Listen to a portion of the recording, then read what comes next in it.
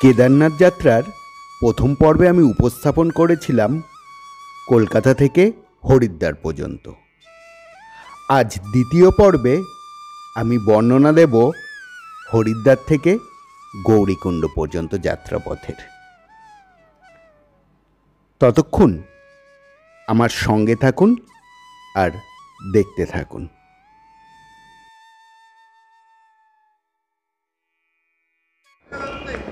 12ই মে 2024, ঘড়ির কাঁটা ঠিক এখন 4:30। আমরা বেরিয়ে পড়ছি আজকে হরিদ্বার থেকে সোনপ্রয়াগের উদ্দেশ্যে। জয় কেদারনাথ, জয় কেদারনাথ, হর হর মহাদেব, হর হর মহাদেব। চলো লেটস গো, যাওয়া যাক। ভারত সেবাশ্রম থেকে বেরিয়ে 20 টাকা টোটো ভাড়ার বিনিময়ে পৌঁছে দিল আমাদের বাস স্ট্যান্ডে। এখানে বাস ভাড়া চাইছিল 900 টাকা করে। আমরা 6 জন মিলে একটা বোলেরো বুক করলাম। এর প্রাইস পড়ছে 7000 টাকা। এখান থেকে সোনপ্রয়াগ অবধি আমাদের ছেড়ে দেবে। আমাদের গাড়ি ছেড়ে দিয়েছে। এখন আমরা সবে বেরিয়েছি, বেরিয়ে ব্রিজের ওপর দাঁড়িয়ে আছি। আমার পেছনে হরকাপড়ি ঘাট। এখানে সকালবেলায় এত ভিড়, লোকে স্নান করতে চলে এসছে, প্রচুর লোকের সমাগম হয়েছে। এখানে কালকে রাত্রিরে যেটা দেখেছিলাম তার থেকেও মনে হয় সকালে এখন বেশি লোক স্নান করছে। এই ভোরবেলা 5টার সময় এখন এত লোক এখানে জমা হয়েছে স্নান করার জন্য। আর পেছনে মনসা দেবীর মন্দির, পাহাড় দেখা যাচ্ছে। পুরো ভিউটা এখান থেকে পাওয়া যাচ্ছে এই ব্রিজটা থেকে। সকালবেলা পবিত্র হরিদ্বার ভূমির গঙ্গাকে প্রণাম জানিয়ে শুরু করলাম কেদারের উদ্দেশ্যে আমাদের যাত্রা। এই যাত্রাপথটিও কিন্তু স্মরণীয়। দেবপ্রয়াগ, রুদ্রপ্রয়াগ, ধারীদেবীর মন্দির সহ সকল পুণ্যভূমি আমরা ছুঁয়ে যাব।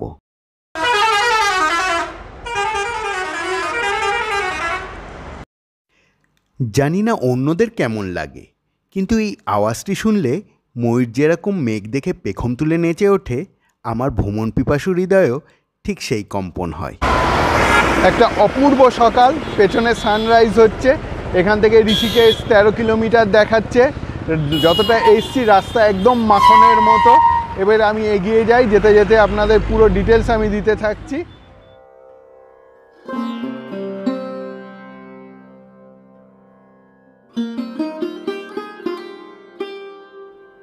পৌঁছে গেলাম ঋষিকেশ। তখনও সূর্যের আলো ঠিকমতো ফোটেনি, তাই ঋষিকেশ বাজার ধরা দেয়নি সেই ব্যস্ততার চিত্র। এই হলো ঋষিকেশ বাস স্ট্যান্ড। এখান থেকেও কিন্তু কেদার যাওয়ার বাস পেয়ে যাবেন। আমরা এখন ঋষিকেশ বাস স্ট্যান্ড ক্রস করলাম। এখানেই চারধামের যে রেজিস্ট্রেশন হচ্ছে, এই ঋষিকেশ বাস স্ট্যান্ডের পাশেই, এখান থেকেই হচ্ছে রেজিস্ট্রেশন চারধাম যাওয়ার জন্য। ঋষিকেশকে পেছনে ফেলে যত সামনে এগাতে লাগলাম, প্রকৃতি আস্তে আস্তে তার রূপ বদলাতে লাগলো। সমতল ছেড়ে আমরা পাহাড়ি রাস্তা মোটামুটি শুরু হয়ে গেছে। ঋষিকেশের রাস্তার দুধারে প্রচুর অ্যাডভেঞ্চার স্পোর্টসের এজেন্সি আছে, যারা এখান থেকে শুরু করে রাফটিং আর শেষ করে রামঝুলাতে। গাড়ি না থামিয়ে আর থাকতে পারলাম না, নেমে পড়লাম। এত অপূর্ব সুন্দর জায়গাটা, দুদিকে পাহাড়, মাঝখান দিয়ে বয়ে চলেছে অলকানন্দা।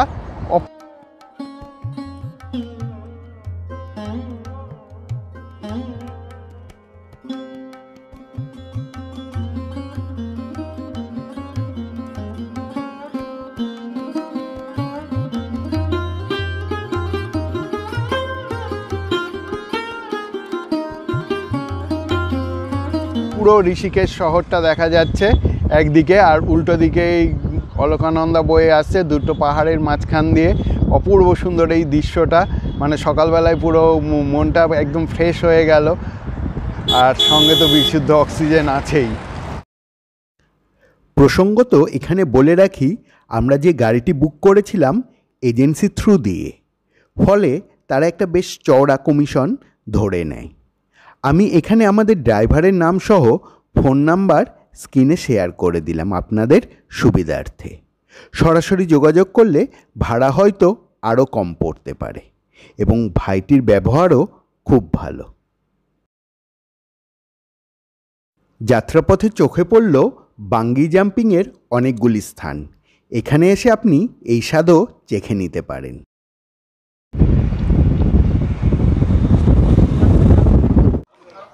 ঋষিকেশ ছেড়ে আমরা চলে আসলাম, এখন আছি আমরা গুল্লারে। এখানে একটুখানি চা স্ন্যাক্স টিফিন করে নেব, ব্রেকফাস্ট সেরে আমরা আবার এগিয়ে যাব। এই ডিস্ট্রিক্টটা হলো তিহিরি গাড়োয়ালে আমরা আছি এখন। এরপরে রাস্তায় পড়বে দেবপ্রয়াগ, প্রায় এখান থেকে 1 ঘন্টার মতো রাস্তা। দেবপ্রয়াগে আমরা গিয়ে আবার হল্ট করব। এই হলো সকালের ব্রেকফাস্ট, গরম গরম আলুর পরোটা আর চাটনি, সুপারব। ব্রেকফাস্টে একটু আলুর পরোটা দিয়ে খেয়ে নিচ্ছি ব্রেকফাস্ট। আবার চেপে বসলাম গাড়িতে। পাহাড়ি পথ ধরে আবার গাড়ির চাকা এগিয়ে চলল। এবারের গন্তব্য দেবপ্রয়াগ।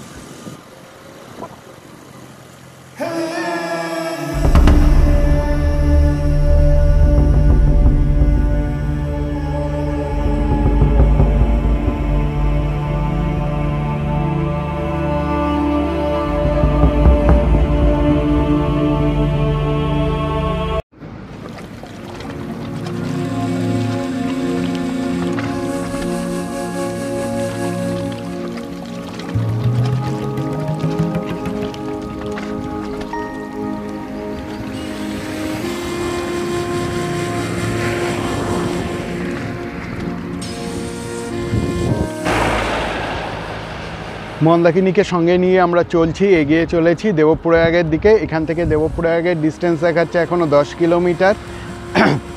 দেখি কতক্ষণ টাইম লাগে। অসম্ভব সুন্দর এই প্রাকৃতিক সৌন্দর্য, বারবার গাড়ি থামিয়ে আমাদের নামতেই হচ্ছে এখানে। এই দৃশ্যগুলোকে মানে উপভোগ করার জন্য বারবার আমাদের গাড়ি থামিয়ে নেমে পড়তে হচ্ছে।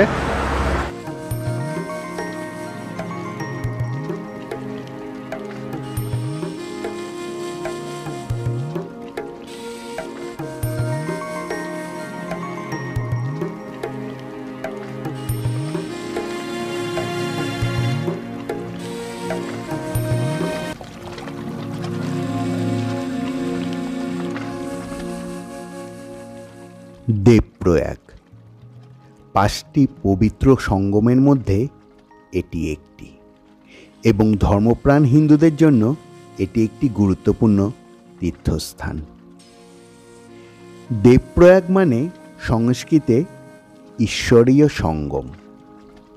হিন্দু ধর্মগ্রন্থ অনুসারে দেবপ্রয়াগ হল 2টি দৃশ্যমান স্বর্গীয় নদী অলকানন্দা এবং ভাগীরথীর মিলিত করে পবিত্র গঙ্গা গঠনের পবিত্র স্থান।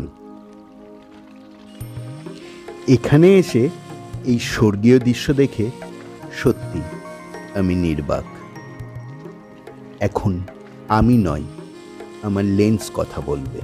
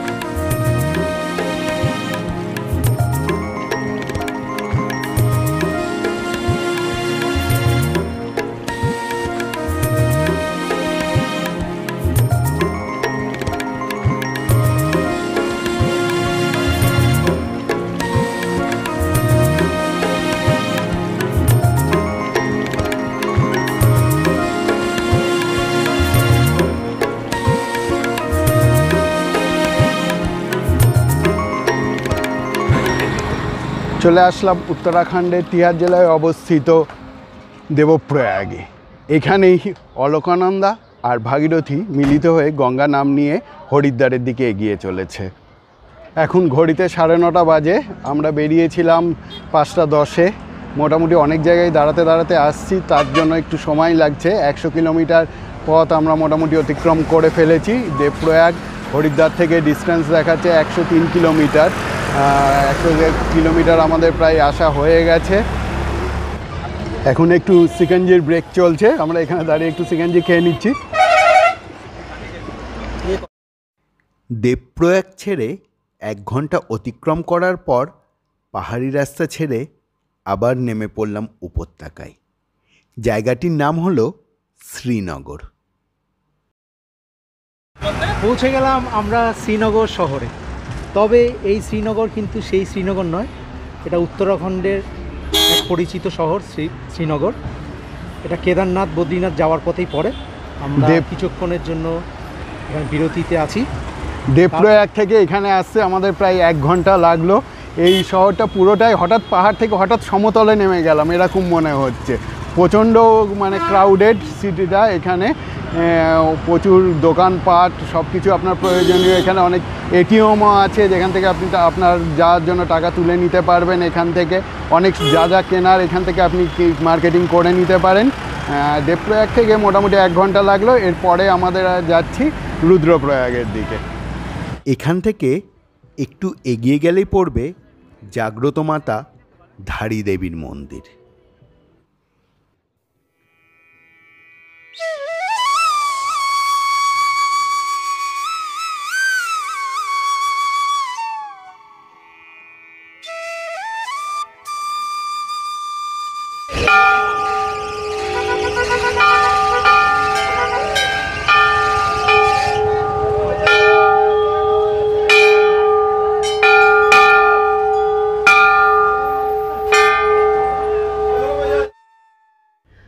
মন্দিরে প্রবেশ করতে হলে অনেকগুলি ধাপ ভেঙে নিচে নামতে হবে আপনাকে।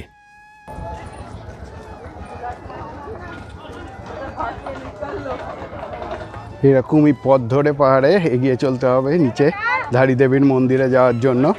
হর হর মহাদেব। চলে এসছি ধারী দেবীর মন্দির উত্তরাখণ্ডে। উত্তরাখণ্ডের রক্ষাকর্তা কেদারনাথও নন, বদ্রীনাথও নন, হলেন স্বয়ং মা ধারী দেবী। মা ধারী দেবীকে এখানে 3টি রূপে পুজো করা হয়। সকালে কন্যা রূপে, দুপুরে যুবতী রূপে আর রাত্রিরে মাতৃরূপে। এখানে 3 রূপে পুজো করা হয়। এখানে মার শুধুমাত্র মস্তকটি রয়েছে আর ধর রয়েছে রুদ্রপ্রয়াগে। অলকানন্দা নদীর ওপর অবস্থিত এই ধারী দেবীর মন্দির। এই ধারী দেবীর মন্দিরকে যতবারই এখান থেকে সরানোর প্রচেষ্টা করা হয়েছে ততবারই নেমে এসছে প্রলয়। একবার 1882 খ্রিস্টাব্দে এখান থেকে সরানোর প্রচেষ্টা করা হয়, তখনও একবার প্রলয় নেমেছিল। আর 2013 খ্রিস্টাব্দের 16ই জুন কি ঘটেছিল আজ আমাদের সকলেরই তা জানা। 2013 সালে যখন এখানে থার্মাল প্রজেক্টের কাজ শুরু করার জন্য একবার সরানোর প্রচেষ্টা করা হয়েছিল, আমরা জানি সকলেই 16ই জুন এখানে কি ঘটেছিল। শুনলেন তো 2013 সালের 16ই জুনের ঘটনা। সারা ভারতবর্ষ দেখেছিল কি ঘটে গেছিল উত্তরাখণ্ডের বুকে। কি বলবেন এটাকে? কাকতালীয়? না, মাতার মহিমা। সেটা আমি আপনাদের ওপরেই ছেড়ে দিচ্ছি। আমাদের যাত্রাপথের পরের দ্রষ্টব্য স্থান হল রুদ্রপ্রয়াগ। আমাদের গাড়ি এগিয়ে চলল রুদ্রপ্রয়াগের উদ্দেশ্যে। চলে এসেছি দেবভূমির আর একটা প্রয়াগ, রুদ্রপ্রয়াগ। রুদ্রপ্রয়াগ মহাদেবের নাম অনুযায়ী এই স্থানের নাম। অলকানন্দা আর মন্দাকিনীর সঙ্গমস্থল হল এই রুদ্রপ্রয়াগ। হিন্দুদের আরেকটি পবিত্র তীর্থস্থান।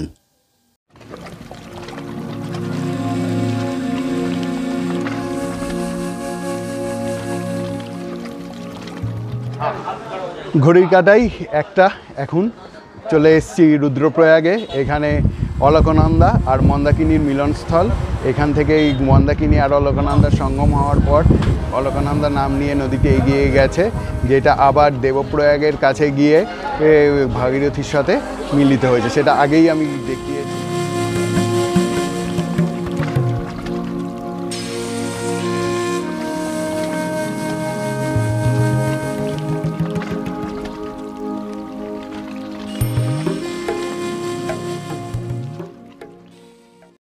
রুদ্রপ্রয়াগ ছেড়ে কিছুটা এগালেই রাস্তাটি দুটি ভাগে ভাগ হয়ে গেছে। একটি চলে গেছে চোপতা হয়ে বদ্রীনাথ ধামের উদ্দেশ্যে, অন্যটি কেদারধামের দিকে।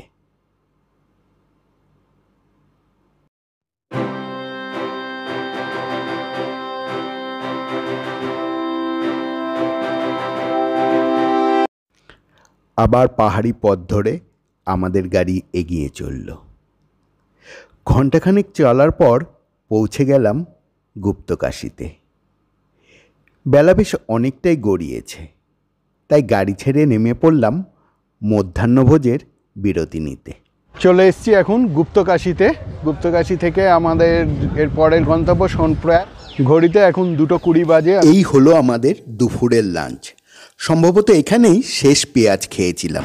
গুপ্তকাশীতে এসে আমরা দুপুরের লাঞ্চটা করে নিলাম। দুপুরের লাঞ্চটা হোটেল সুনীল বলে একটা ছোট হোটেল ছিল, এখান থেকে সেরে নিলাম। এখানে যে মিলটা আছে থালি সিস্টেম, 120 টাকা করে পড়লো, যেটা দেখালাম। ভাত, রুটি আর 3-4 রকম সবজি ডাল নিয়ে, সবই এখানে তো সবই ভেজ।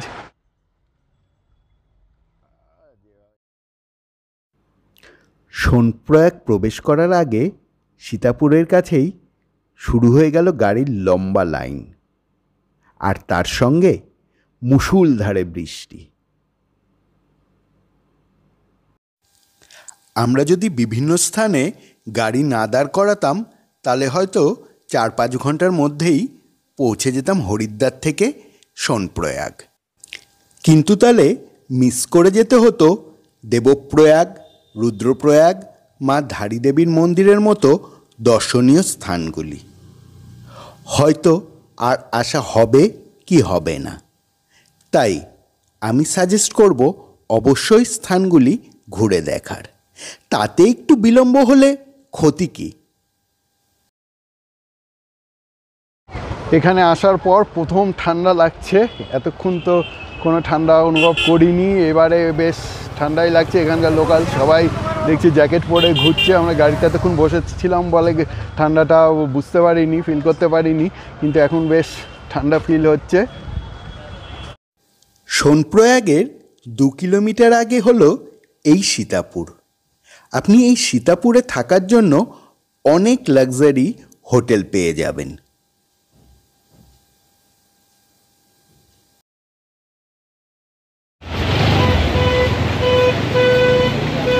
সোনপ্রয়াগে নামতে অনেকটাই দেরি হয়ে গেছে।